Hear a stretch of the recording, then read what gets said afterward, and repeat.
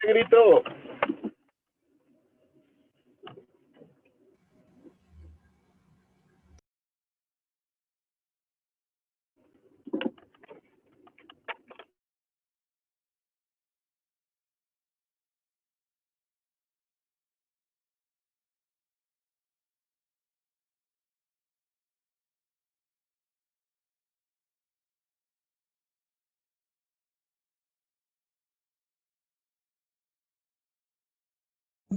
Tonto May.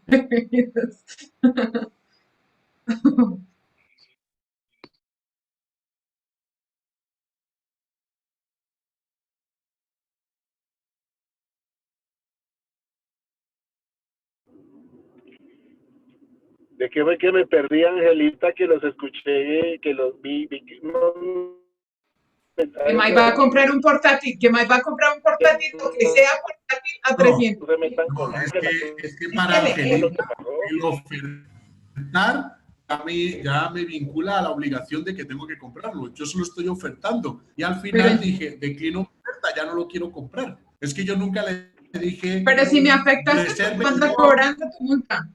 Yo no dije, resérveme lo que le prometo que voy a comprar. ¿No? Además no había intención intensa. Y los 28.000 de ayer. Váyase al Código Civil. Requisitos para obligarse. Vaya a ver, es que no vio esa materia en obligaciones o qué. Vaya, May, vaya. No me convences, a mí no me convences. Solo hice una oferta. Es más, ni siquiera la vendedora me dijo nada. La dueña de la cosa. Okay. Le pongo la sopa, que es poquita.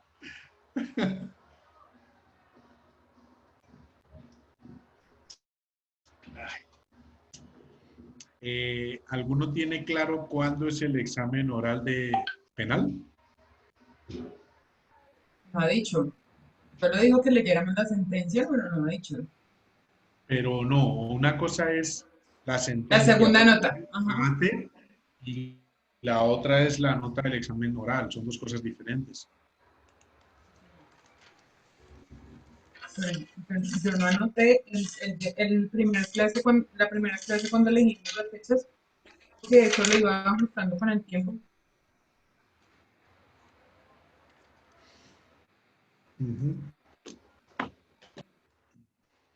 Estudiar este fin de semana. Eso es complicado, May. ¿Qué? Penal, tiene mucho enredo, mucha cosita. Complicado es todo. Uno tiene que ponerle la actitud positiva para sacar adelante esto. Pues desde luego. Si tú te casas con que es complicado, pues se te complica. Tienes que decir, no, es enredado, pero yo soy capaz de hacerlo y puedo hacerlo. Ah, desde luego. Aquí no te voy a permitir negatividad. Espacio a ver, pues a casi nadie. Le voy a poner May Duque Linares. Pues sí, ¿May qué? May Linares. May Duque Linares. El de actitud positiva. No, es que no lo conoces. Eso era un programa que presentaban hace un tiempo. El que vendía esos libros que aparecen en los carteles en la calle. Sí, el de Jorge Duque Linares. Y el tipo el tipo es una porquería. ¿Ah, sí?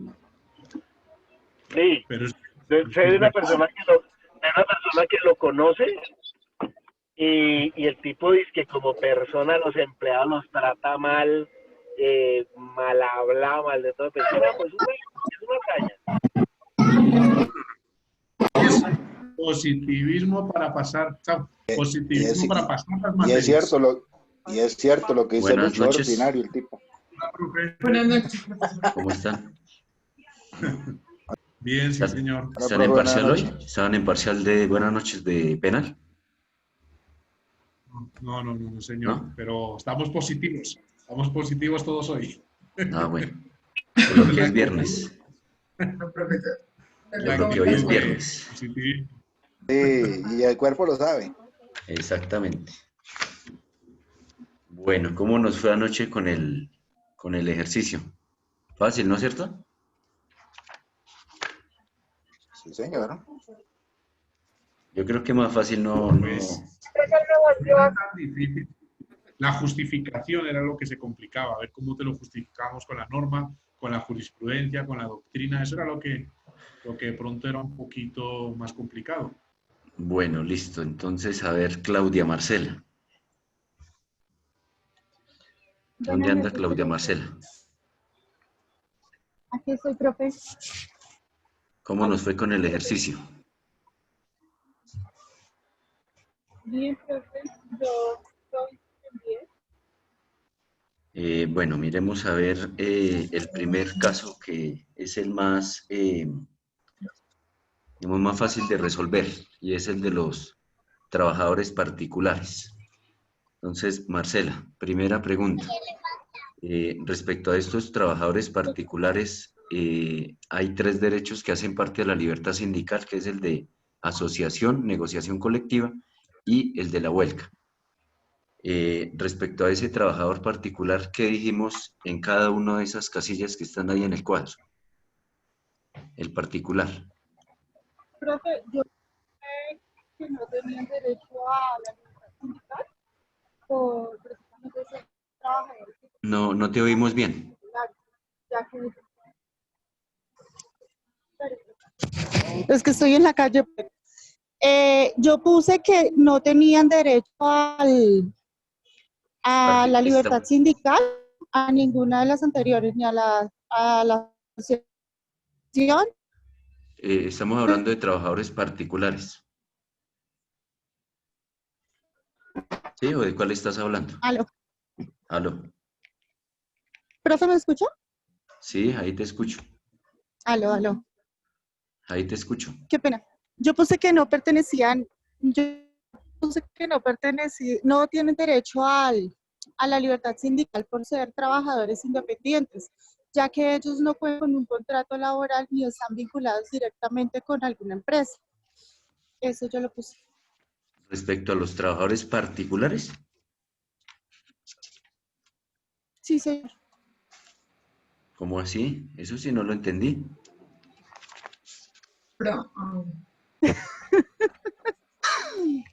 Es que, Eso sí no lo pues, entendí. para mí lo que yo entendí es que los trabajadores Uy, no, particulares entonces son aquellos que no perdí, cuentan directamente. entonces perdí el tiempo en las, ¿cuántas sesiones van? No, 12, no, es 13. que No, profe, no, ha perdido el tiempo. eso va en contravía de todo, va en contravía del Código Sustantivo del Trabajo, en contravía de los convenios de De la la OIT, Constitución. en contravía de la Constitución Política. ¿Qué va en contravía de la Constitución, de los convenios? ¿Qué es lo que va en contravía? Lo que afirma la compañera La de los posibilidad de trabajadores. asociarse. Sí. Claudia, leamos el artículo 3 del Código Sustantivo del Trabajo. Permítame, profe, ya lo busco. Es que como le digo, acabé de salir de trabajar y voy por la calle.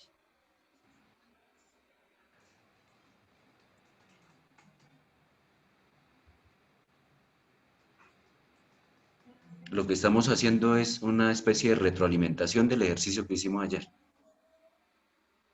Sí, sí. No, obviamente no los he mirado, entonces no conozco las respuestas que cada uno de ustedes dieron. Pero pues sí me gustaría oír, digamos, la postura de cada uno de acuerdo a lo que respondieron en el ejercicio y lógicamente para que a todos nos quede claro el asunto. Sí, señor. Ya lo. ¿Lo tenemos a la mano o le pedimos el favor a Cristian que nos lea el artículo 3? Ya. Relaciones que regula. El presente código regula las relaciones de derecho individual del trabajo, es de carácter particular, y las de derecho colectivo del trabajo, oficiales y particulares. Bueno, explícame ese artículo.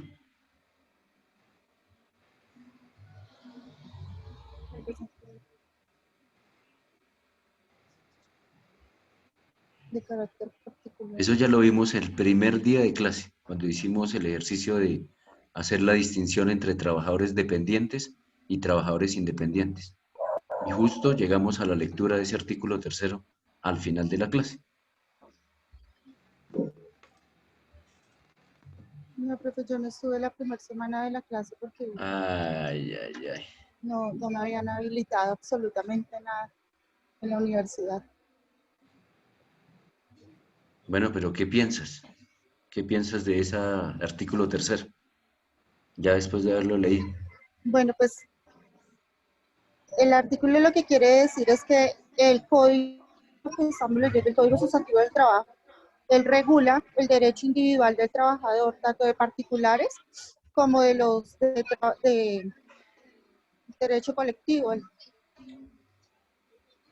sea, todo lo que viene relacionado con el tema de trabajo, todos los derechos, todas las obligaciones, Pero tanto de a quién se empleados le, como por eso de... llama la atención el título de ese artículo, dice relaciones que regulan. Entonces, si yo te pregunto, el Código Sustantivo del Trabajo, ¿a qué tipo de trabajadores se aplica en la parte laboral individual? ¿Tú qué me respondes? A todos, profe, tanto particulares como privados. Pues que es lo mismo, particulares o privados es lo mismo. ¿A quién más? Particulares y oficiales, profe. Particulares y oficiales, profe. ¿Y oficiales? ¿A quiénes son los oficiales? Los que están vinculados por medio de empresas que pertenecen a las empresas estatales, pero que cuentan con un contrato laboral. Pero a ellos se les aplica desde el punto de vista sustancial el Código Sustantivo de Trabajo en la parte de derecho laboral individual a los trabajadores oficiales.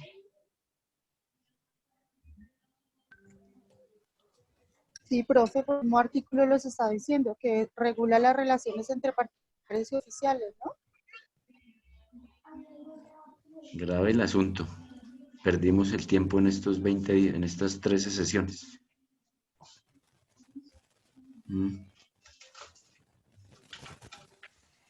¿Qué hacemos ahí, Juan Camilo? O Ángel. No, profesor, pues escuchar las otras opiniones de otros estudiantes. Bueno, Nosotros Claro, en ese caso, claro, sí, profe, escucho otras opiniones, me pueden analizar. nosotros en ese caso pusimos y citamos el Código Sustantivo de Trabajo, la Constitución, el convenios internacionales que bueno, garantizan pero, el derecho de asociación.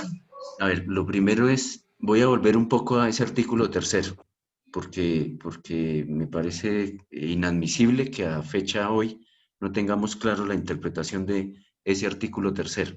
Ese artículo tercero lo que nos dice es que hay, digamos, dos aristas para analizar el derecho laboral, desde el punto de vista sustancial y desde sustancial en lo que tiene que ver con el derecho laboral individual y el derecho laboral colectivo, que es nuestra materia. Ese artículo lo que nos dice es que regula las relaciones de carácter particular o privado en lo que tiene que ver con el derecho laboral individual. Es decir, el Código Sustantivo del Trabajo va a regular aquellas relaciones de carácter particular en lo atinente a derecho laboral individual. Y por otro lado, en lo que tiene que ver con derecho laboral colectivo, se lo vamos a aplicar tanto a trabajadores particulares como a trabajadores oficiales. Oficiales habla de manera genérica, como quiera que es un término que se utiliza o que se utilizaba al momento de la expedición de esta norma. Esta norma, recuerden, que es del año 1950, este Código Sustantivo del Trabajo. Y en esa medida, pues, digamos que señalaron allí de manera genérica trabajadores oficiales para referirse a aquellos trabajadores que están vinculados con el Estado. E hicimos la distinción a través de la lectura del artículo 5 del decreto 3135 del año 68, que se dividen en empleados públicos y trabajadores oficiales. Y a ellos se les aplica el Código Sustantivo del Trabajo en la parte de derecho laboral colectivo, que es nuestra materia. Para resolver la pregunta que les formulé ayer en el taller, respecto a esos tres derechos que hacen parte de la libertad sindical, es decir, asociación, negociación colectiva y huelga, pues había que sustentarlo más allá de poner un sí o un no como respuesta, es justificar por qué es un sí o por qué es un no. Entonces, le pregunto nuevamente a Ángela, ¿qué pusimos en cada uno de esos derechos respecto a los trabajadores particulares y teniendo claro que desde el punto de vista del Código Sustantivo del Trabajo, esta norma se le aplica a los trabajadores particulares? Y tú me dices que hay fundamentos constitucionales, legales y eventualmente jurisprudenciales. ¿Qué respondimos respecto a cada una de esas casillas, Ángel, en los trabajadores particulares? En los trabajadores particulares citamos, ya un segundo, profesor, hablo como tal el Bueno, trabajo para leerlo, pero en ese derecho de asociación específicamente lo resolvimos de manera general. Entonces citamos el convenio 87 de la OIT, sí, en la Constitución el artículo 39, el artículo 53, luego, y citamos en el Código Sustantivo de Trabajo el artículo 3, el sí. artículo 353, 354, y pues seguramente lo citamos porque en algún momento lo comentó el profesor, que el Código Penal en el artículo 200 también era una norma que de alguna forma garantizaba y protegía el derecho de asociación de Exacto. particulares, de trabajadores públicos, de trabajadores oficiales y de hecho de las personas que suscriben, de las personas que establecen relaciones laborales o Correcto. gremiales. Ujú. Listo. ¿Y por qué solo una pregunta respecto a lo que acabas de mencionar? ¿Por qué mencionamos el artículo 39 de la Constitución? Porque justamente es como la base, de hecho dice, los trabajadores y empleadores tienen derecho a constituir sindicatos o asociaciones. Entonces es Sí. pues, la Carta Magna que faculta y garantiza ese derecho a asociación de todos los ciudadanos, de todos, sin ¿Cuál es distinción. cuál es la excepción a esa regla? La excepción a esa regla de las asociaciones, a Sí. ver, pues a la regla, en este caso específico, los sindicatos lo tuvimos asociaciones de los particulares, digamos, las personas que suscriben un contrato de prestación de servicios tienen la posibilidad de No, pero asociarse, te pero no pregunto de desde... sindicalizarse porque no Sí. establecen una relación laboral, sino una relación civil con el dueño del empleado. O sea, no habla de empleadores y empleado en el caso de la prestación de servicios. Esa sería la excepción. Y desde el punto de vista constitucional, ¿cuál es la que establece allí la Constitución en ese derecho de asociación? ¿Quiénes no tienen derecho a asociarse? Las fuerzas, la La fuerza fuerza pública. pública.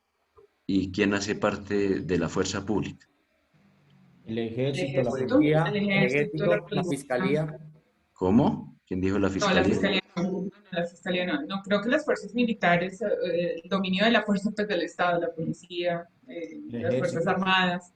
Fuerza Aérea Armada, Ejército y Las Policía. fuerzas militares se componen de Ejército, Fuerza Aérea y Armada Nacional. Y a su vez también hace parte de la Fuerza Pública, la Policía Nacional, como cuerpo armado de naturaleza civil. Esa es la excepción constitucional, la excepción constitucional.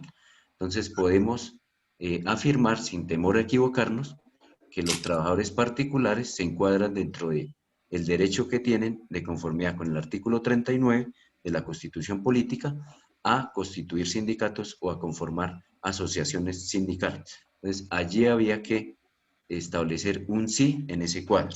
Listo, hasta ahí vamos todos. Y lo justificamos también con el convenio 87 de la OIT y las normas que acabas de mencionar, 353, 357 e inclusive con la protección que establece el Código Penal en el artículo 200, 292 del Código Penal, Ley 599 del 2000.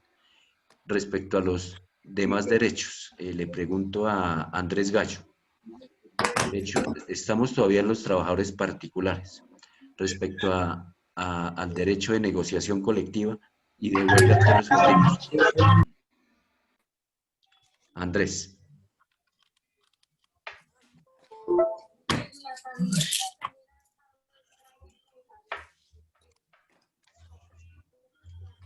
Andrés Gallo se encuentra o no se encuentra.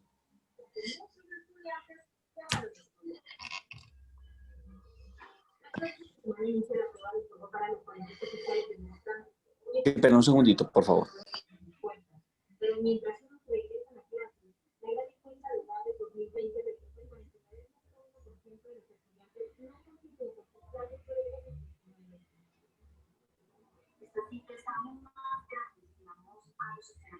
Socioeconómicos más bajos, quienes en un 77% manifiestan no haber podido continuar sus clases, lo que contrasta con un 11% de los de ambos ingresos.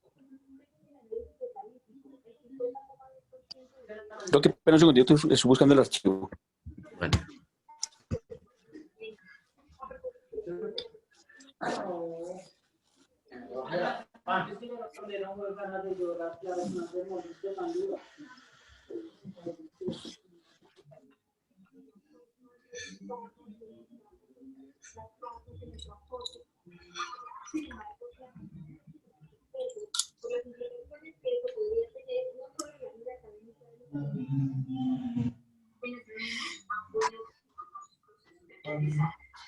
La brecha entre estudiantes de altos y bajos ingresos sin duda se va a ampliar en este momento y después de la pandemia. Pasaría Andrés. Debo estar amable, me repite la pregunta para que yo pueda buscar, porque la verdad, como entonces no tengo la facilidad de buscar el archivo. ¿Esos trabajadores particulares tienen derecho a la negociación colectiva y a la huelga? ¿Sí o no y por qué? ¿Y cuál sería el sustento para afirmar la respuesta? Sí, señor, sí la tiene. ¿Ambos sí derechos? Tiene. ¿Negociación colectiva y la huelga?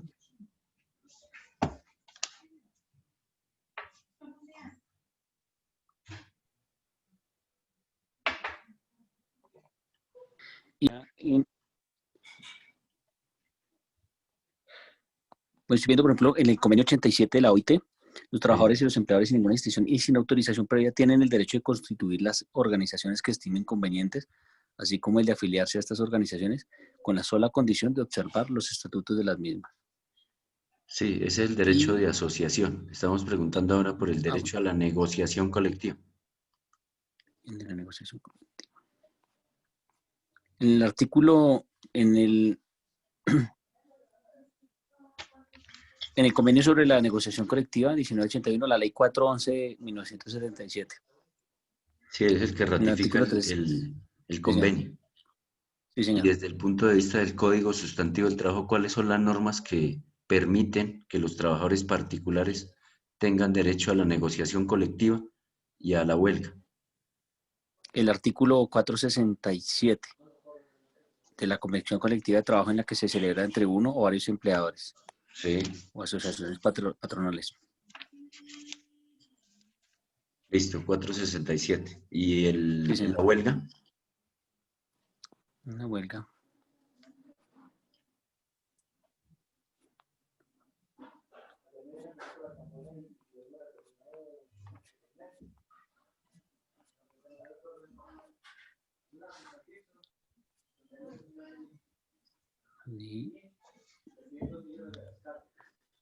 En la huelga sí la tienen y está en el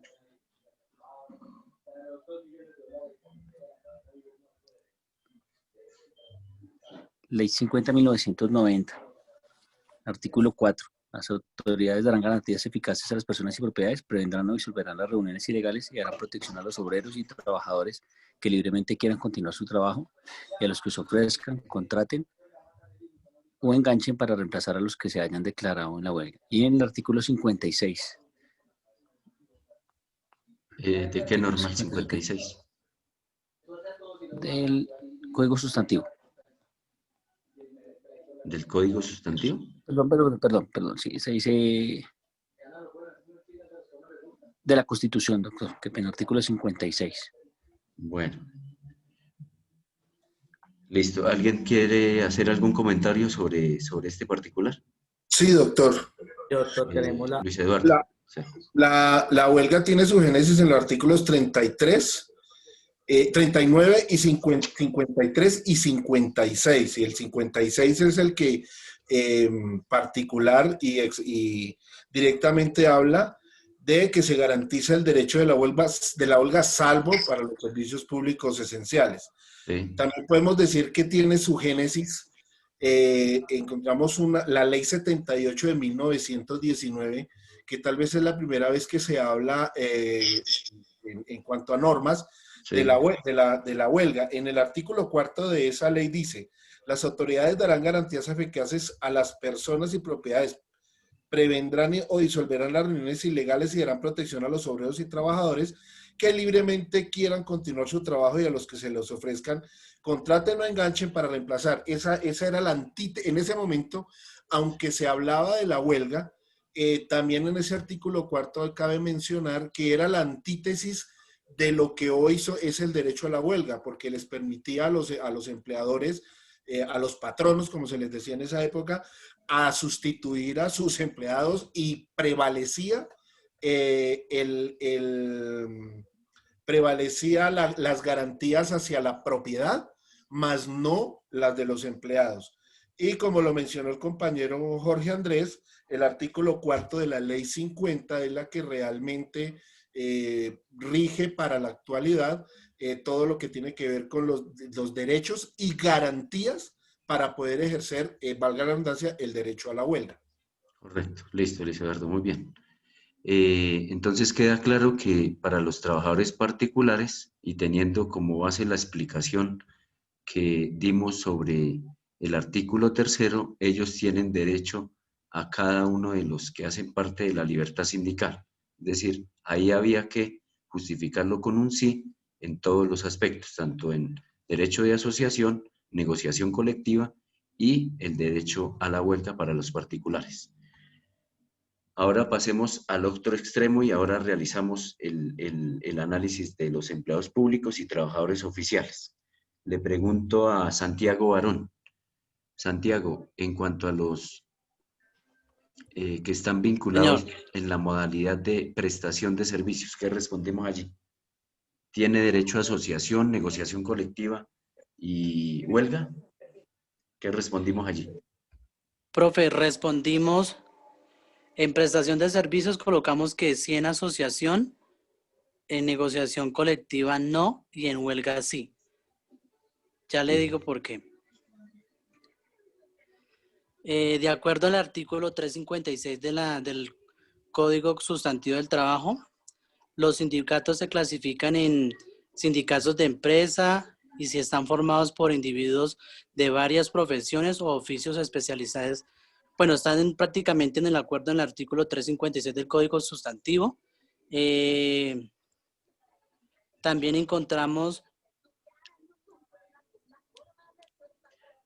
Una pregunta. Cuando ustedes vieron el artículo 22 del Código Sustantivo del Trabajo, donde establece los elementos esenciales de un contrato de trabajo, ¿de casualidad abordaron el tema de hacer un parangón entre el contrato de trabajo versus contrato de prestación de servicios? No, profe. Doctor, sí hay una gran diferencia, y es que el contrato de prestación de servicios es un contrato de orden civil. Eso lo había dicho ya Ángela. Bien, Luis Eduardo, sí, claro, tiene toda la razón. Y el otro sí se ciña a lo laboral. Doctor, algo que hay que resaltar aparte de lo que dice mi compañero Luis Eduardo, dentro del contrato de prestación de servicios tenemos un fragmento normativo que nos permite guiar, y es el Código Civil, el decreto 1072 de 2015, el artículo 34. ¿Por qué el decreto 1072 de 2015 si es el decreto único reglamentario para el sector trabajo? Claro, pero es que ahí también vincula a las órdenes por prestación de servicios en cuanto a todo el tema de seguridad y salud en el trabajo y... bueno, eso es otro asunto. Sí, señor. Pero en el tema de... El artículo 34 del Código Sustantivo, el artículo 1495 del Código Civil, la Ley 1562 de 2012, reglamentada por el Decreto 0723 del 2013, el Código de Comercio también, el artículo 23 del Código Sustantivo del Trabajo, artículo 3 del decreto 510 de 2003 lo relacionado con la sala laboral, la sentencia de septiembre 6 de 2001, con respecto que hablaba sobre los aportes en seguridad social y demás de las prestaciones de servicios. Sí, pero ese es un sustento para decir que tiene derecho a derecho de asociación, negociación colectiva y la huelga. ¿Por qué no menciona todas esas normas? No, doctor, no, nada de eso vincula a ese tema. Profe. Entonces, Definitivamente, ¿para qué me menciona todas esas normas? Le está hablando Fabio Franco que no le está dando esos conceptos. ¿Cuál es la respuesta, Fabio? Yo digo, doctor, primero, todo colombiano tiene derecho a asociarse. Segundo, no aplica. Tercero, no aplica. Ajá, ¿cuál es el sustento? Doctor, yo le envié eso al correo, pero no lo tengo presente en este momento. Acabo de llegar y ¿Cómo conectarme. así? Entonces, ¿qué fue lo que me envió? O sea, ¿lo envió pero no sabemos la respuesta o cómo es eso? No. Doctor, me parece agresivo y la vaina, porque yo le estoy diciendo lo que acabo de llegar, lo que contesté, le envié. ¿Cómo así que agresivo? ¿Agresivo por qué? Pues me parece, doctor, porque no le estoy contestando de buena manera y le estoy diciendo, doctor, No, claro, vea. es que no es admisible para mí que usted me diga, yo se lo envié el correo, pero no sé qué fue lo que escribí. O sea, No. no entiendo eso. La verdad que no lo entiendo. Y no es agresivo, de ninguna manera. Yo no estoy siendo agresivo con usted, sino que quiero es que me justifique la respuesta.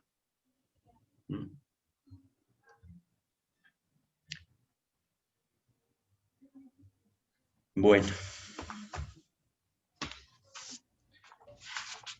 Vamos a mirar el día de hoy un tema que estaba pendiente para terminar la parte de derecho laboral colectivo y es el arbitramiento. Entonces, el Profe, título, ¿yo puedo hacer un aporte, Alex Palomo? ya ahora más tarde lo hace. Vamos a ver el tema del día de hoy para avanzar. Bueno, vamos a mirar el tema de arbitramiento para el día de hoy.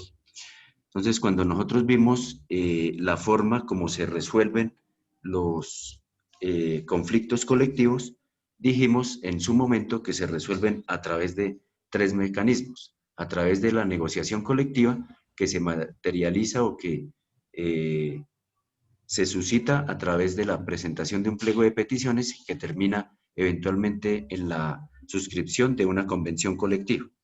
Y esa es, digamos, una de las formas de materializar ese derecho que hemos venido estudiando de la negociación colectiva. Y dijimos también que esa forma de resolver esos conflictos económicos lo hacemos a través del arbitramiento. El arbitramiento está regulado también en el Código Sustantivo para efectos de resolver ese tipo de conflictos colectivos. Y el Código establece, digamos, 2 tipos de arbitramiento.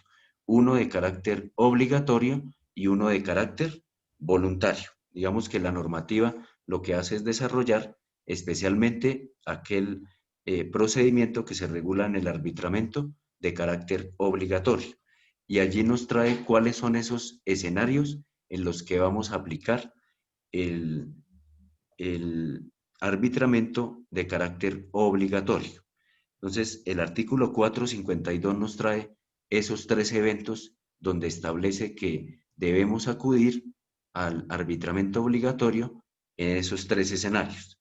Entonces, el primero de ellos, entonces nos dice que aquellos conflictos colectivos que se presenten en los servicios públicos esenciales y que no hubieran podido resolverse mediante el arreglo directo.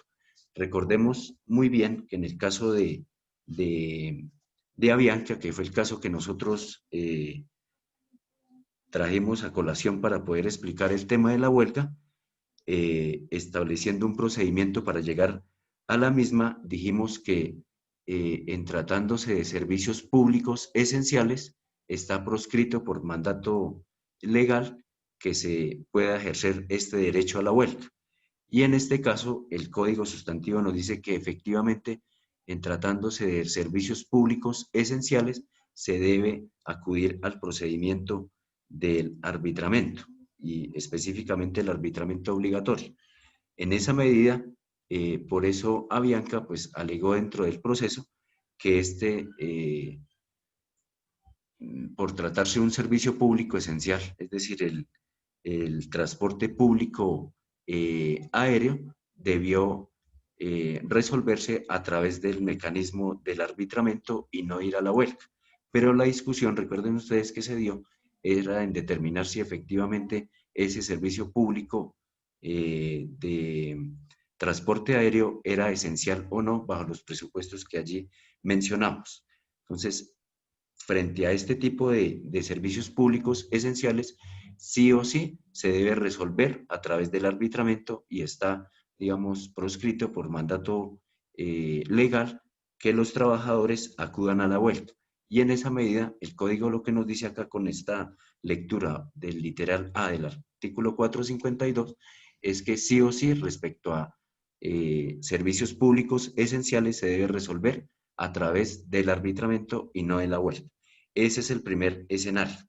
El segundo escenario es el que plantea el artículo 444, que muy bien hicimos mejor mucho énfasis en explicar, donde dijimos que después de culminar la etapa de arreglo directo, que en su momento señalamos que comprende 20 días y si no hay acuerdo prorrogable por otros 20 días,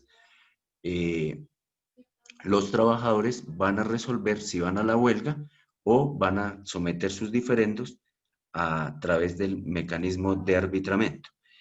Y dijimos que esa decisión la tomaban los trabajadores o la Asamblea General, si pertenecía la mitad más uno de esos trabajadores a la organización sindical. Y en esa medida, en aquellos eventos donde esos trabajadores no opten por la huelga, se debe acudir al otro mecanismo que es el arbitramiento. Y esa es la explicación de este literal B, donde establece que el artículo 444, en esos eventos donde los trabajadores no opten por la huelga, entonces nos vamos a resolverlo a través del arbitramiento, que es el obligatorio.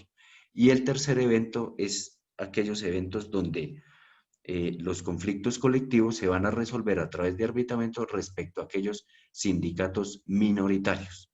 Entonces, en esa medida se configuran esas tres causales que establece el Código Sustantivo del Trabajo para someter a través del arbitramiento obligatorio aquellos conflictos colectivos que se susciten a través de la presentación, como lo dije hace un momento, de un pliego de peticiones y que deben resolverse no a través de la huelga, sino a través de el arbitramiento. Esos, digamos, son los tres escenarios que plantea allí el Código Sustantivo del Trabajo para resolverlo mediante el arbitramiento obligatorio. Ahora bien, ¿cómo se compone esos tribunales de arbitramientos de acuerdo al Código Sustantivo del Trabajo? Entonces nos dice la norma que uno de los árbitros, digamos, es un número impar de 3, donde establece que el primer árbitro lo va a nombrar el empleador o la empresa. El segundo lo nombra los trabajadores y el tercero lo va a nombrar por acuerdo entre los árbitros, y si no hay acuerdo respecto al nombramiento de ese tercer árbitro, lo hará el Ministerio de Trabajo. Y en ese evento, la norma establece que lo hará el Ministerio de Trabajo de acuerdo a una lista que está integrada, digamos, por la Sala Laboral de la Corte Suprema de Justicia, de árbitros que tienen o deben contar con una cierto perfil, con una calificación de una lista de la Sala Laboral de la Corte Suprema de Justicia, para establecer que ese tipo de personas que van a ejercer o van a fungir como árbitros deben contar con unas calidades especiales. ¿Cuáles son esas calidades especiales? La de ser abogados titulados, especialistas en derecho laboral o especialistas en temas relacionados con la situación económica. Y en esa medida reunirían esos requisitos y obviamente que presenten, digamos, una honorabilidad para poder, digamos, ejercer este cargo de árbitro. Entonces, siempre deben contar, digamos, con una idoneidad para poder resolver este tipo de diferendos entre empleadores y trabajadores. Ahora bien, la norma también establece que para ser árbitro, o mejor, como prohibición, para poder ejercer como árbitro, no lo pueden hacer aquellas personas que hayan participado en la etapa de arreglo directo o en la etapa de conciliación. Durante esas dos etapas no pueden llegar a ser los árbitros, porque obviamente allí tendría, digamos, un conflicto de intereses para poder resolver ese diferendo. Entonces, ¿quiénes son los que no pueden participar como árbitros para resolver ese tipo de diferendos? Pues aquellos conciliadores, aquellos representantes o apoderados tanto de los empleadores como los trabajadores, para poder conformar ese tribunal de arbitramiento. Y en esa medida, la norma establece que ellos no podrían, digamos, ser árbitros quienes hayan participado de manera directa o indirecta en esas etapas de arreglo directo o de conciliación. Ese es, digamos, el tribunal, el arbitraje de manera obligatoria. Y la diferencia que gravita respecto al arbitramiento obligatorio es que respecto a la conformación de esos árbitros, como dijimos en el primer escenario, esos árbitros, el tercero, digamos, no lo va a elegir los árbitros, sino lo van a elegir las partes. Y a falta de acuerdo entre las partes, entonces lo va a elegir el Ministerio de Trabajo. Ahora miremos cuál es el procedimiento que establece el Código Sustantivo del Trabajo. Entonces, es importante señalar que el Código establece que para poder, digamos, funcionar o ejercer esas facultades que le otorga la ley a esos árbitros, es necesario que se haya conformado ese tribunal de acuerdo a lo establecido en el Código Sustantivo del Trabajo, donde se le otorga unas facultades, digamos, muy amplias a esos árbitros para tomar la decisión y resolver ese diferendo que se ha suscitado. Y en esa medida, pues, tiene la facultad, desde el punto de vista legal, de practicar o de hacer uso de los medios de prueba que están reglados, pues, digamos, por analogía, por remisión normativa o por integración normativa, los que están reglados en el Código General del Proceso, es decir, los medios de prueba que están allí. Entonces, esos árbitros tienen la facultad de ordenar inspecciones oculares, de solicitar, interrogar a las partes, de solicitar, digamos, todas las pruebas documentales para poder, digamos, solucionar ese diferendo a través de la conformación de ese tribunal de arbitramiento. ¿Cuánto tiempo tiene el tribunal de arbitramiento una vez se haya conformado? Entonces, la norma nos dice que tiene 10 días para tomar la decisión. Esa decisión, ¿cómo se denomina desde el punto de vista del Código Sustantivo del Trabajo? ¿O qué recuerdan ustedes? Eso se denomina un laudo arbitral. Un laudo arbitral. Y ellos tienen, digamos, 10 días para resolver ese diferendo, donde una vez tomada la decisión se le deberá notificar de manera personal a las partes el sentido del fallo. Y ese sentido del fallo, digamos, que tiene unos efectos jurídicos desde el punto de vista del Código Sustantivo del Trabajo.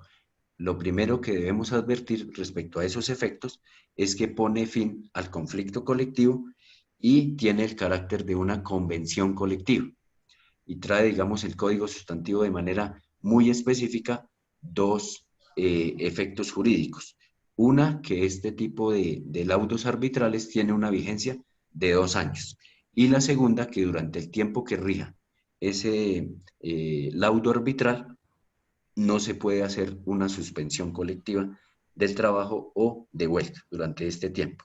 Entonces, en esa medida, digamos que serían los efectos jurídicos de los fallos o de los laudos arbitrales que se fallen, lógicamente, atendiendo a esos presupuestos desde el punto de vista constitucional y desde el punto de vista legal. Eso es, digamos, el tema que a mi juicio faltaba por complementar para materializar ya ese derecho a la negociación colectiva. Revisando un poco el ejercicio que hicimos ayer, nos faltaría el tema de los trabajadores oficiales y de los empleados públicos. Y para ello habíamos acordado que íbamos a leer el decreto 160 del año 2014 y la sentencia relacionada con la coexistencia de la convención colectiva y de pactos colectivos. Entonces le pregunto a Diana Acuña, ¿qué pudimos leer respecto al decreto 160 del año 2014?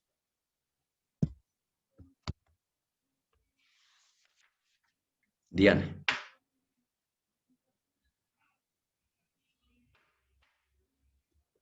Diana Acuña, ¿está o no está? Si no Sí, está, señor, entonces... profe, aquí estoy. Bueno, entonces por favor les pido que me respondan cuando yo les pregunte o lo llame. O si no tienen el audio activado, pues entonces escríbanme al chat, pero que yo sepa que no le estoy hablando a una pantalla de un computador. ¿Qué leímos sobre el decreto 160 del 2014? Bueno, profe, pues primero que pues el objetivo de este decreto tiene pues regular el procedimiento para la negociación exclusivamente de las condiciones del empleo de cada una de las entidades competentes, que el campo de aplicación es de los empleados públicos y todos sus organismos del sector. Correcto, listo. Entonces, este decreto 160 del año 2014, sin lugar a dudas, tiene unos destinatarios específicos y son los empleados públicos, ¿no? Son aquellos que ya dijimos que tienen una vinculación legal y reglamentaria que se hace a través de un concurso de méritos, a través de ese presupuesto constitucional de la meritocracia y que lo explicamos a través de la Ley 909 del 2004, que es la norma general sobre carrera administrativa. Entonces, este es, digamos, el decreto que de alguna manera se regula o establece el derecho que tienen los empleados públicos a negociar una situación muy específica, y es las condiciones laborales. Y este decreto, digamos que establece allí unas excepciones de no aplicación respecto a los destinatarios. Recordemos cuáles son esas excepciones, es decir, cuáles son aquellos trabajadores a quienes no se les aplica este decreto 160, teniendo como presupuesto que le vamos a aplicar solamente a los empleados públicos, pero la norma establece allí unas excepciones. Adriana Medellín, ¿cuáles son esas excepciones que establece el decreto 160 del año 2014 respecto a esa aplicación de esta norma?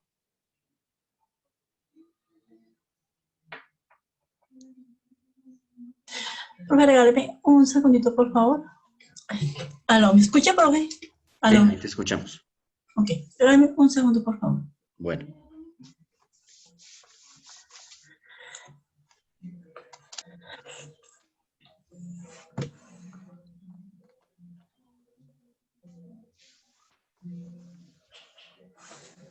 No lo leímos. No, sí lo leí, sí lo leí. Bueno, ¿cuáles son esas excepciones del campo de aplicación? Es... No, profe, discúlpeme, no. Sí lo leí y sí lo estudié, pero en este momento no me acuerdo. Ay, Dios, esto está complicado el asunto. Bueno, alguien que quiera, alguien que no sea Cristian, ni Edgar, Juan Camilo. Bueno, a ver, Juan Camilo. Profe, Juan Camilo. Dice, el presente decreto se aplicará a los empleados públicos de todas las entidades y organismos del sector público, con excepción de los empleados públicos que desempeñen empleos de alto nivel político, jerárquico y directivo. No, pero no me lea el artículo segundo, dígamelos. Si lo leímos ya los tenemos claros. Profe, los trabajadores oficiales, sí. como lo estamos elección diciendo. popular. Señor. De elección popular, los mismos Señor. empleados que manejen cargos de dirección, manejo y de confianza. ¿Quiénes más? Señor.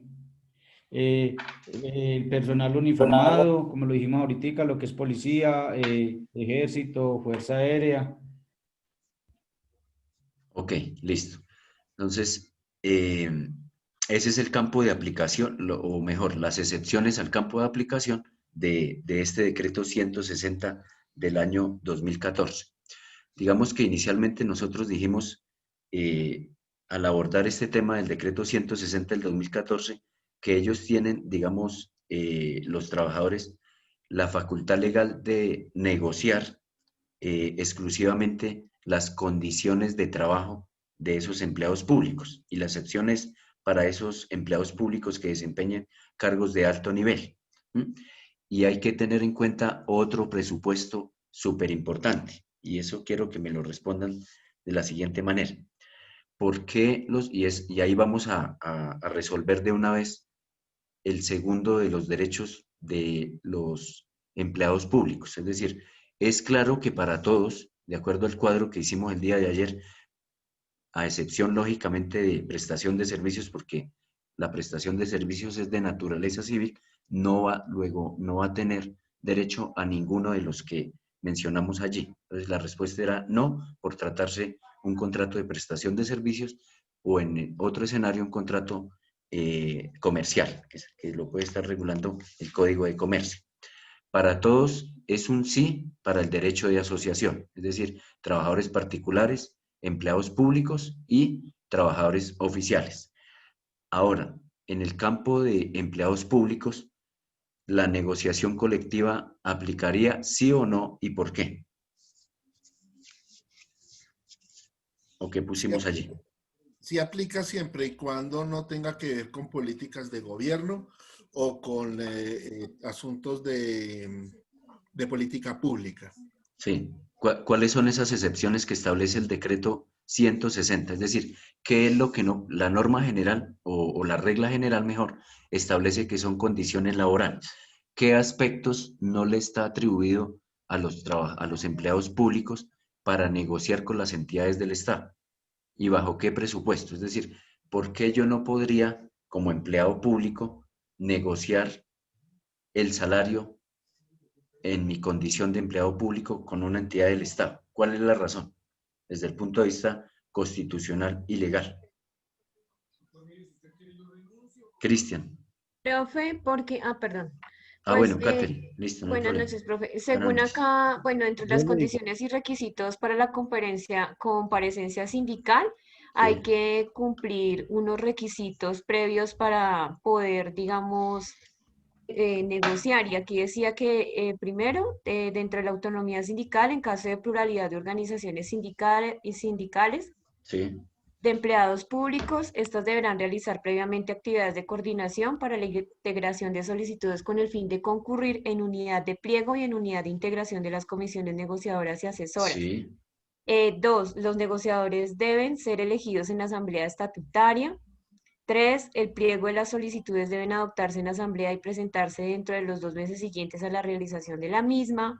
4, el escrito sindical por el cual se presenta y anexa el pliego a las entidades y autoridades públicas competentes que debería ir copiada al Ministerio de Trabajo.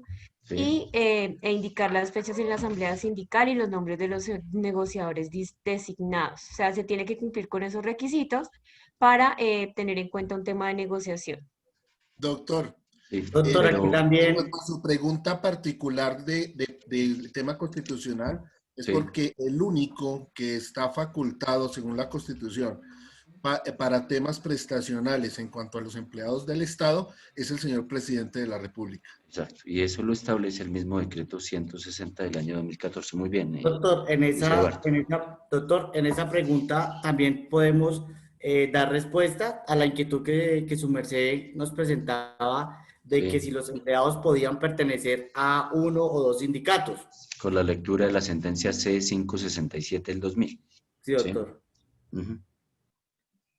Listo, muy bien. Cristian, ¿qué reglas o qué situaciones no puede ser susceptible de este proceso de negociación, de acuerdo al estatuto, al decreto 160 del año 2014. Yaritza Jaimes.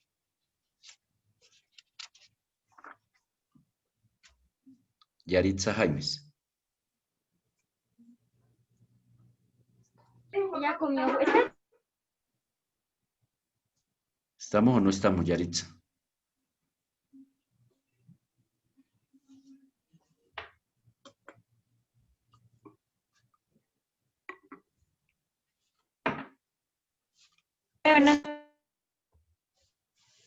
Dificultades en la comunicación.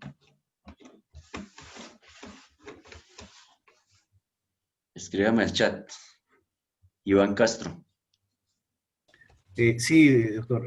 La parte que no se negocia es Sí. como las autoridades administrativas carecen de las competencias según el artículo número 5. La Listo, estructura y la mencionemos las organización del cuáles son. Estado. Artículo 5 del decreto 160 del año 2014. Entonces, la primera que establece allí esta norma es la estructura orgánica e interna de las entidades del Estado. Siguiente. La estructura organizacional del Estado, la dirección y administración, finalización del Estado, procedimientos administrativos y carrera administrativa, el régimen disciplinario y el régimen prestacional, como decía el compañero Luis Eduardo, eso ya lo dirime es el presidente de la República. Ok, listo. Entonces, ¿cuál es el presupuesto que se debe tener en cuenta? Ya Luis Eduardo nos dijo que por temas constitucionales, el presidente de la República es el que está, digamos, en cabeza de, por mandato constitucional, de establecer los salarios de los empleados públicos.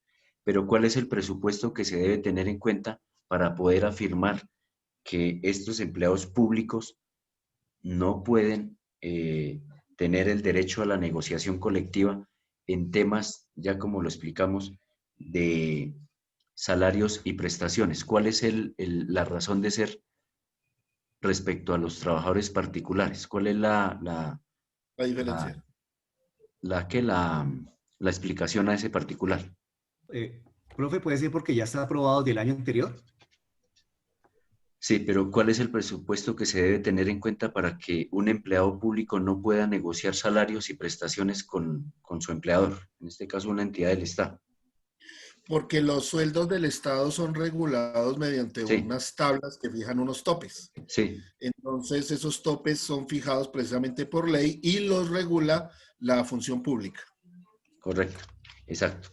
Pero sí, digamos que eso es la respuesta correcta, pero es por temas fiscales y por temas presupuestales. Entonces, imagínense ustedes donde los empleados del Estado tuvieran la posibilidad de presentar pliegos de peticiones para una mejora de las condiciones de trabajo. ¿Qué pasaría desde el punto de vista de esos posibilidades fiscales y presupuestales? ¿Qué pasaría allí?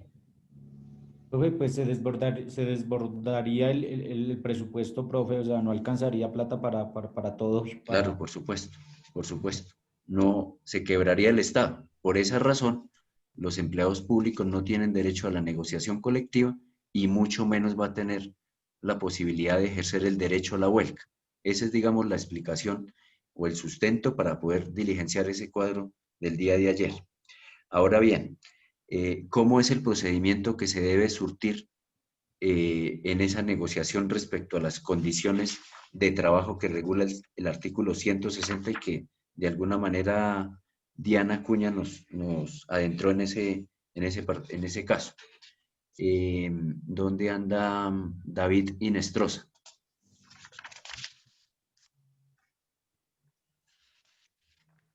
David Inestrosa.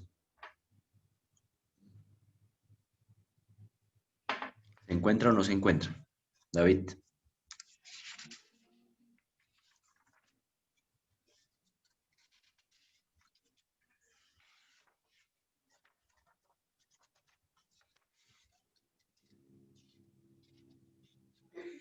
Pongámosle falla a David, Magi, por favor.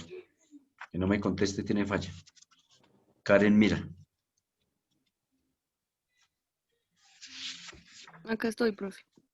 Bueno, explícanos a todos cuál es el procedimiento que se debe surtir para iniciar las conversaciones, cómo toda esta ritualidad para que las organizaciones sindicales de los empleados públicos puedan negociar las condiciones de trabajo con su empleador, es decir, con las entidades del Estado. ¿Qué pudiste leer sobre ese particular en el decreto 160 del año 2014? La verdad, de momento no lo tengo presente. Difícil. Difícil porque no veo el compromiso de ustedes para hacer las lecturas. Y eso lo dijimos desde la semana pasada. Y habíamos quedado en eso, ¿no? Que ustedes iban a leer el decreto 160 para poder hacer, digamos, la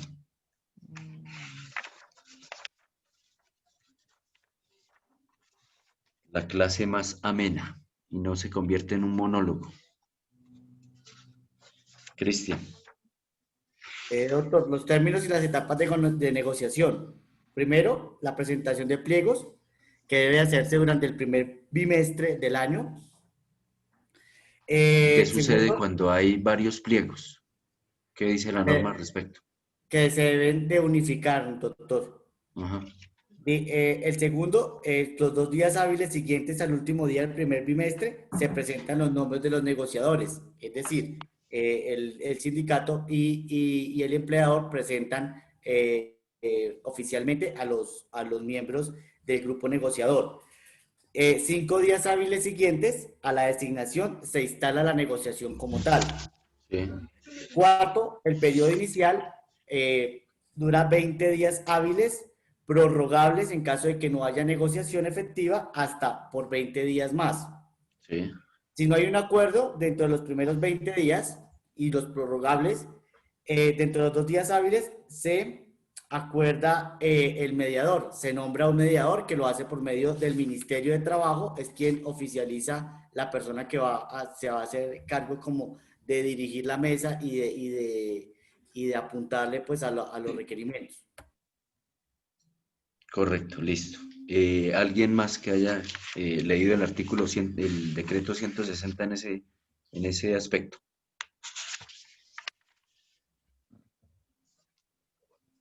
Diego Díaz.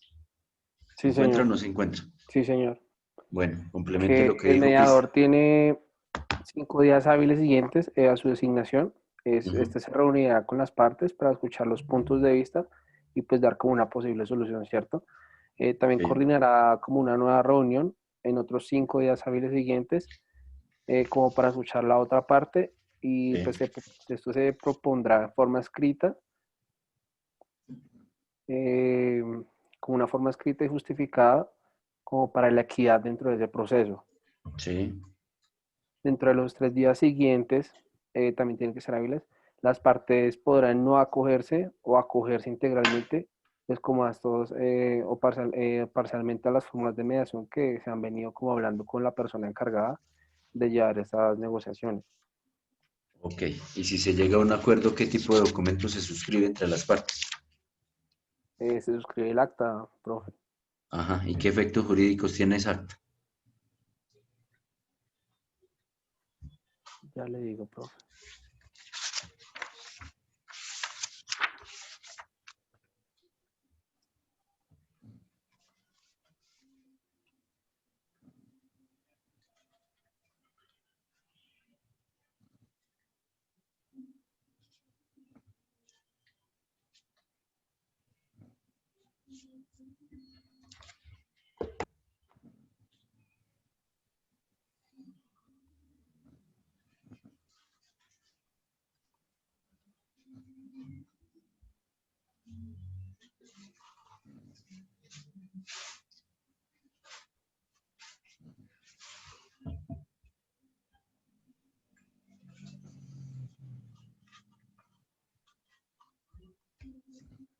¿Aló? ¿Sonido? ¿Sonido? ¿Aló? Bien, ahí estamos, Oscar.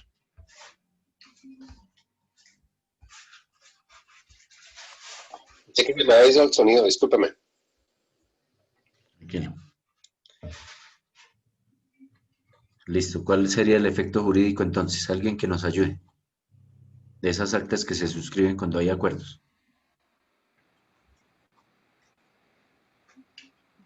Profesor, pues no sé si es el acuerdo justamente a voluntades. El artículo 14 dice cumplimiento e implementación del acuerdo. Sí, leámoslo. La autoridad pública competente dentro de los 20 días hábiles siguientes a la suscripción del acta final y con base en esta expedirá los actos administrativos a que haya lugar, respetando las competencias constitucionales y legales.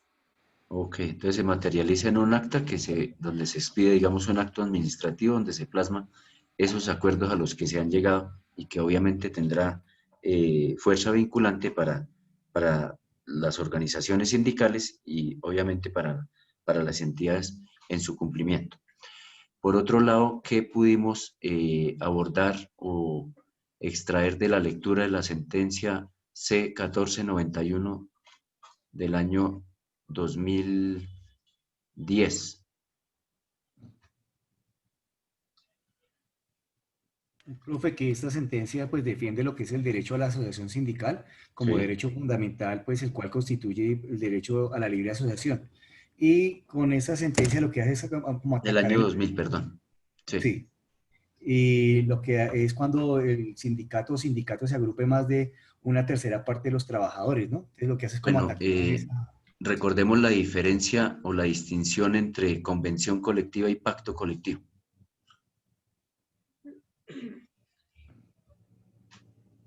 Pues el pacto colectivo, dentro de una misma empresa, el pacto colectivo y la convención colectiva, lo único que hace es después desarrollar los instrumentos internacionales, ya que constituyen fuente de derecho laboral y estos van encaminados a desarrollar la libertad sindical. Sí, pero establezcamos o sea, lo que está diciendo está bien y eso es lo que habla la sentencia, pero ¿cuál es la diferencia entre una convención colectiva y un pacto colectivo?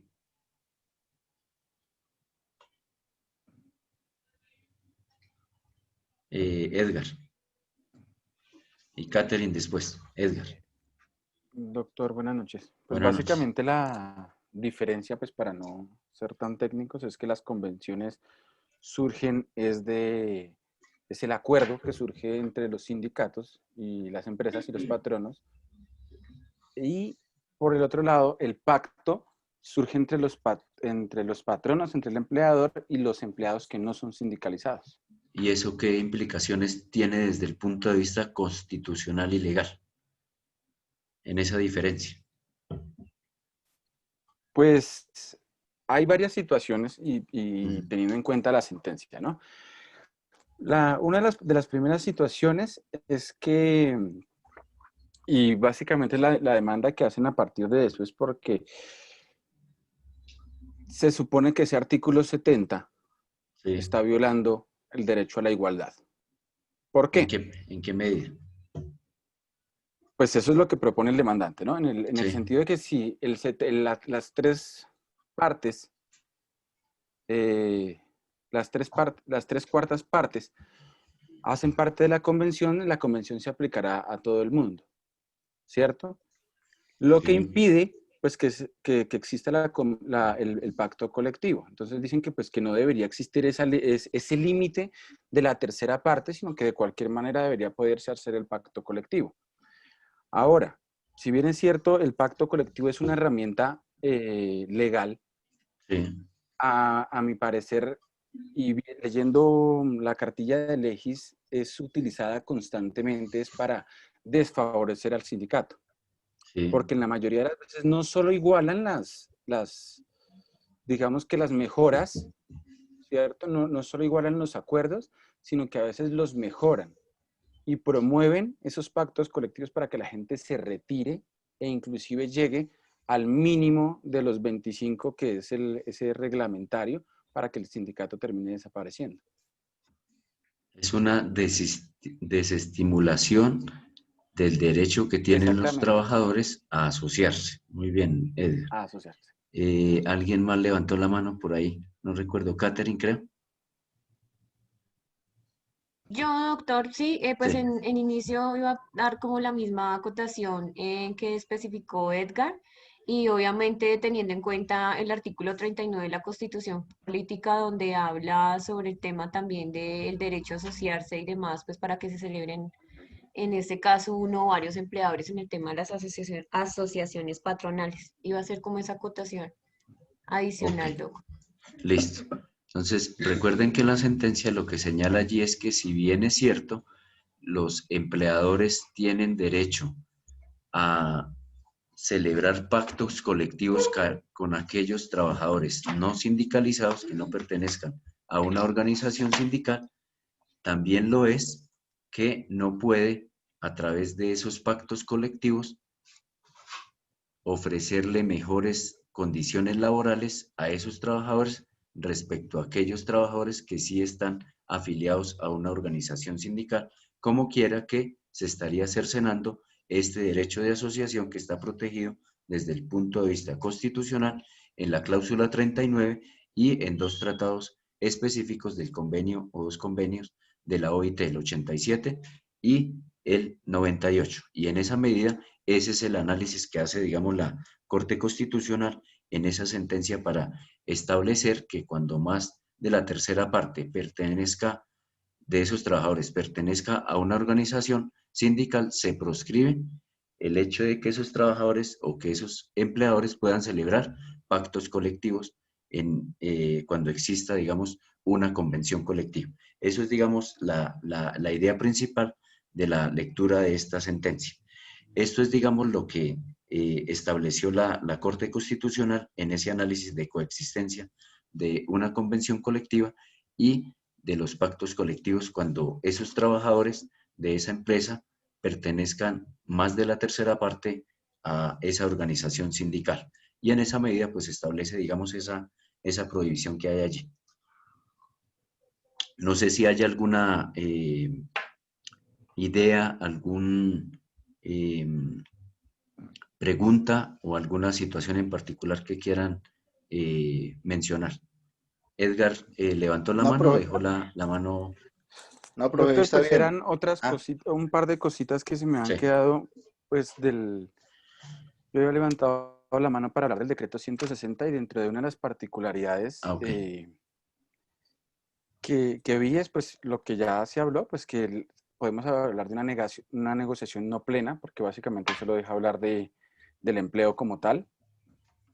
Pero algo que me pareció es terrible, digámoslo así, es que fuera de que no se puede hacer huelga, ya tenemos claro pues que porque no se puede hablar de presupuestos y cuestiones fiscales, también se excluye la probabilidad de un tribunal de arbitramiento.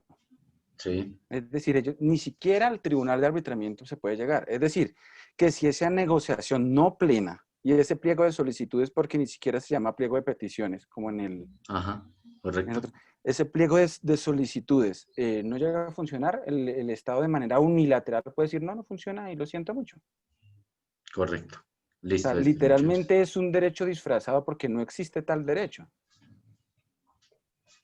Sí, eso en cuanto al decreto 160. Y pues la pregunta que me surgió cuando al inicio de la clase estaba hablando del procedimiento arbitral, es si estos laudos arbitrales hacen tránsito a cosa juzgada, o por el simple hecho de que tienen una vigencia de 2 años, no hacen tránsito. Es decir, el laudo arbitral, pues, generó su fallo, su decisión, pasado los 2 años, se puede volver a pelear sobre lo mismo, se puede hacer pliegos sobre lo mismo, o en definitiva hizo tránsito a cosa juzgada.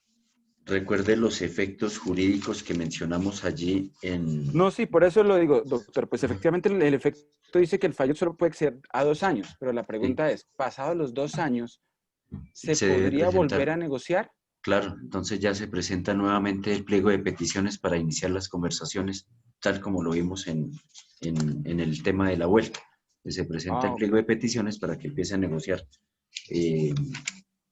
nuevamente con el empleador las condiciones de trabajo, porque recuerden que la connotación que tiene ese laudo arbitral es la de una convención colectiva, y vimos cuando las partes tienen la posibilidad de denunciar la convención colectiva para que se vuelva a suscitar el conflicto a través de la presentación de un nuevo pliego de peticiones, que obviamente quien presenta el pliego de peticiones es los trabajadores.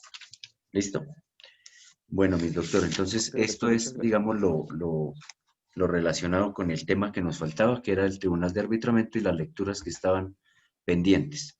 A partir del día lunes, entonces vamos a tratar de abordar el tema de laboral individual, de acuerdo a lo que ustedes me habían manifestado, para de alguna manera reforzar ciertas cosas que quizás pudieron tener o pueden tener algunas falencias, pero lo voy a enfocar un poco desde el punto de vista práctico, no tanto la teoría, porque en últimas lo que necesitamos en un periodo muy cercano, en un tiempo cercano, como lo es el consultorio jurídico, es el tema de las liquidaciones. Entonces trataremos de explicar un poco primero la parte conceptual y luego vamos a hacer ejercicios relacionados con liquidación de prestaciones y de indemnizaciones, la del artículo 64 y la del artículo 65, pero sí haciendo, digamos, una especie de precisiones sobre estos conceptos. Y sobre eso, digamos, vamos a trabajar la próxima semana haciendo, digamos, unos ejercicios prácticos y después resolvemos un caso específico, digamos, ajustado más a una casuística que un caso, digamos, de yo darles unos datos numéricos para que resuelvan un caso, sino lo vamos a hacer ya desde el punto de vista de una casuística. Entonces, eso es lo que vamos a hacer a partir de la próxima semana. Trataré de revisar el tema de los dos talleres que me han enviado al correo para que ustedes tengan ya, digamos, la certeza de cuál es el resultado de estos dos ejercicios. Y el último día de clase, pues les entrego a todos la nota definitiva para reportarles la nota de la universidad. Les recuerdo que deben inscribirse en la plataforma nueva para que no tengan ninguna dificultad más adelante que no les aparece la nota. Me imagino que ya lo hicieron. No sé si ya lo hicieron, pues perfecto, y si no lo han hecho, es necesario que lo hagan para que no tengan ninguna dificultad, porque en el tema de reporte de notas va a haber unas modificaciones en cuanto a las políticas que establece la universidad, donde se va a establecer que las notas se van a enviar a través de lo que se cargue en la plataforma nueva. Entonces, es necesario que todos nos inscribamos allí en esta plataforma nueva para que no tengamos dificultades a la hora de tener claras las notas que vamos a reportar al final del módulo. No sé si tengan alguna pregunta. Sí, señor. Sí, diga. Doctor, es que quisiera pedir el favor de si me puede colaborar con un proyecto de los estatutos para formar un sindicato. Que como una especie de estatutos para conformar un sindicato. Sí, señor. Listo, yo tengo ahí unos de la Universidad Libre, entonces el fin de semana de pronto los escaneo y se los envío a May para que los comparta a todos los compañeros y de esta forma tengan ahí una especie de, bueno, no soy amigo de los modelos, pero por lo menos para que tengan un modelo de este tipo de orientación. De orientación para que puedan más adelante, si les interesa conformar un sindicato, tengan, digamos, todas las herramientas necesarias para hacerlo. Entonces, el fin de semana o a más tardar la otra semana, trataré de hacerlo este fin de semana. Entonces, le envío escaneado ese documento y a Mike para que lo comparta con todos ustedes. Entonces, listo, Oscar, no hay ningún problema. Entonces, mis queridos doctores, gracias por asistir a la clase del día de hoy. Nos encontramos el día lunes a las 8:05 más tardar para mirar el tema de laboral individual. Doctor, discúlpeme, yo tengo una preguntita. Para entender un poquito el tema, aparte de las sentencias que tenemos, obviamente que ya hemos leído, ¿vas a dejar alguna para, bueno, en mi caso, hablo por mí, para este fin de semana?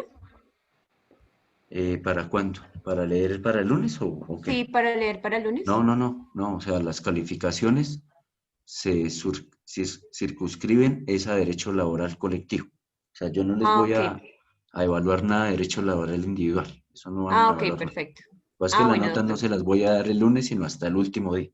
Ok, si no, entonces no vuelven a clase Y no, Ok, no, si no decía por el Ok, tema de las profe, lecturas gracias. o algo así. Bueno. Gracias, Doc, muy amable. Listo, con gusto. Entonces, Feliz fin de semana, doctor, gracias. que descansen y que tengan buen fin de semana. Gracias. Gracias. Bueno, que Lo estén bien. mismo, profesor. Muchas gracias. Gracias. Igual. Gracias y que descansen. Chao, feliz fin de semana.